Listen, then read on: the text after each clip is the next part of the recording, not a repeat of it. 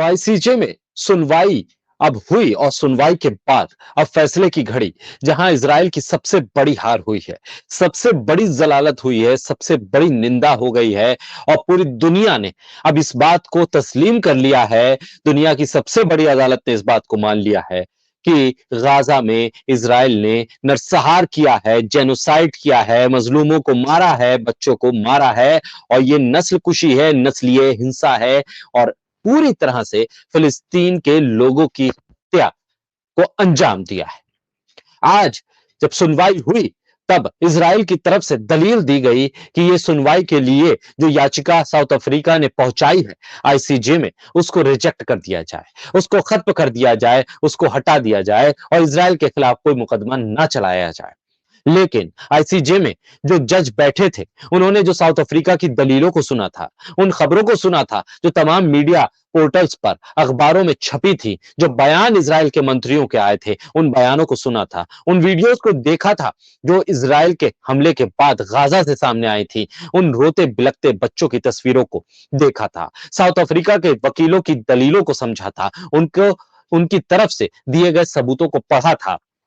तब आईसीजे की कोर्ट इस नतीजे पे पहुंची कि इजराइल के खिलाफ जेनोसाइड का मुकदमा बनता है, लिहाजा इजराइल की उस अपील को, उस गुजारिश को रिजेक्ट कर दिया, जिस गुजारिश पे इजराइल ने यह कहा था कि आईसीजे में साउथ अफ्रीका ने जो नरसंहार का मुकदमा इजराइल के खिलाफ डाला है उसे खत्म किया जाए।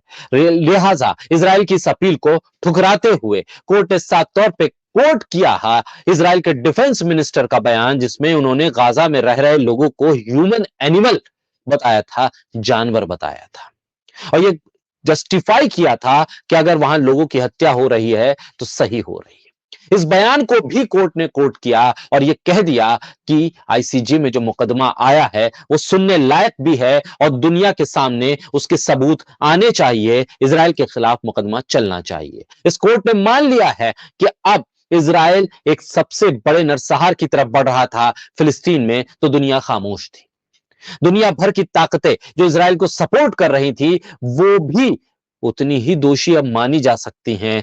कहा जा सकता है कि जो अमेरिका और ब्रिटेन इजराइल का समर्थन करते थे वो भी इस जेनोसाइड के हिस्सेदार हैं।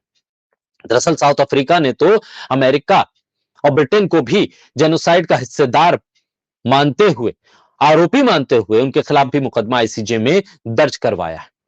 देखना होगा बहुत जल्द उन दोनों मामलों में भी, अमेरिका और ब्रिटेन के मामलों में भी कोर्ट का क्या फैसला आता है, क्योंकि इजराइल जिस बूते पर, जिस बलबूते पर, जिस ताकत पर इतरा रहा है, जिस ताकत की बुनियाद पर वो जेनोसाइड कर रहा है फिलिस्तीन में, वो अमेरिका और ब्रिटेन की दी हुई ताकत है। वो अमेरिका और ब्रिटेन के दिए हुए पैसे से इतरा रहा है, वो अमेरिका और ब्रिटेन के दिए गए हथियारों पर इतरा रहा है।